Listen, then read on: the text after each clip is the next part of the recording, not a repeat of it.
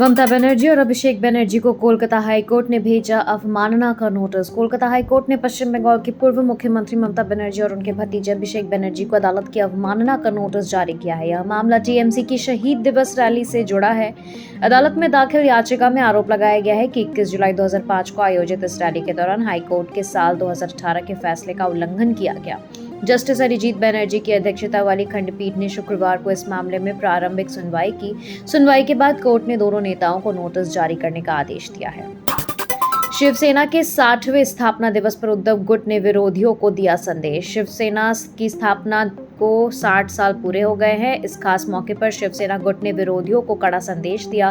विरोधियों के मन में शिवसेना का इतना डर था कि उन्होंने समय समय पर कई समानांतर संगठन बनाए, लेकिन वे सब खत्म हो गए। बाला साहेब ठाकरे ने जो नींव रखी थी और जो विचारधारा स्थापित की थी, वह आज भी मजबूती से खड़ा है। शिवसेना ने मराठी समाज को स्वाभिमान से जीना सिखाया। 56 साल के हुए राहुल गांधी, पीएम मोदी ने दी बधाई। लोकसभा में विपक्ष के नेता राहुल गांधी के 56वें जन्मदिन पर प्रधानमंत्री नरेंद्र मोदी समेत विभिन्न राजनीतिक दलों के नेताओं ने उन्हें शुभकामनाएं दी। प्रधानमंत्री मोदी ने सोशल मीडिया प्लेटफॉर्म एक्स पर संदेश जारी कर राहुल के अच्छे स्वास्थ्य और लंबी उम्र की कामना की। वहीं कांग्रेस नेताओं ने उनके राजनीतिक संघर्ष, लोकतांत्रिक मूल्यों के प्रति प्रतिबद्धता और जनता से जुड़ाव को रेखांकित करते हुए उन्हें बधाई दी। चुनाव के बाद महागठबंधन में घमासान, कांग्रेस के आरोपों पर माले का पलटवार। झारखंड राज्यसभा चुनाव में कांग्रेस उम्मीदवार प्रणव झा की हार के बाद महागठबंधन में विवाद गहरा गया है। कांग्रेस ने राजद और भाकपा पर क्रॉस वोटिंग का आरोप लगाया। माले ने इसे खारिज करते हुए दावा किया कि उसके दोनों विधायकों ने कांग्रेस प्रत्याशी के पक्ष में मतदान किया था। वहीं माले ने कांग्रेस के आरोपों को सिरे से खारिज करते हुए कांग्रेस प्रभारी के राजू पर भी गंभीर सवाल खड़े कर दिए हैं। पासपोर्ट अब हर भारतीय का अधिकार, विदेश मंत्री ने बताया। पहले से कितनी बदली व्यवस्था। भारत में पासपोर्ट बनवाने की प्रक्रिया अब पहले की तुलना में कहीं अधिक आसान, तेज और सुलभ हो गई है। विदेश मंत्री डॉक्टर एस जयशंकर ने वार्षिक क्षेत्रीय पासपोर्ट अधिकारी सम्मेलन में कहा कि आज पासपोर्ट सेवा पूरी तरह लोकतांत्रिक हो चुकी है और यह विकसित भारत की दिशा में एक महत्वपूर्ण इंजन का काम कर रही है। उन्होंने कहा कि पहले पासपोर्ट बनवाना एक विशेष सुविधा माना जाता था, लेकिन अब यह आम नागरिकों तक आसानी से पहुंच चुका है। गृह मंत्री बोले, शीर्ष अदालतों के साथ मिलकर लंबित मामले कम करने का ब्लूप्रिंट तैयार कर रहा मंत्रालय। केंद्रीय गृह एवं सहकारिता मंत्री अमित शाह ने शुक्रवार को नई दिल्ली में 26वें अखिल भारतीय फिंगरप्रिंट सम्मेलन 2026 का उद्घाटन करते हुए कहा, गृह मंत्रालय सुप्रीम कोर्ट और हाई कोर्ट के साथ मिलकर लंबित मामलों को कम करने का ब्लूप्रिंट तैयार कर रहा है। उन्होंने 3 ऐप लॉन्च किए हैं।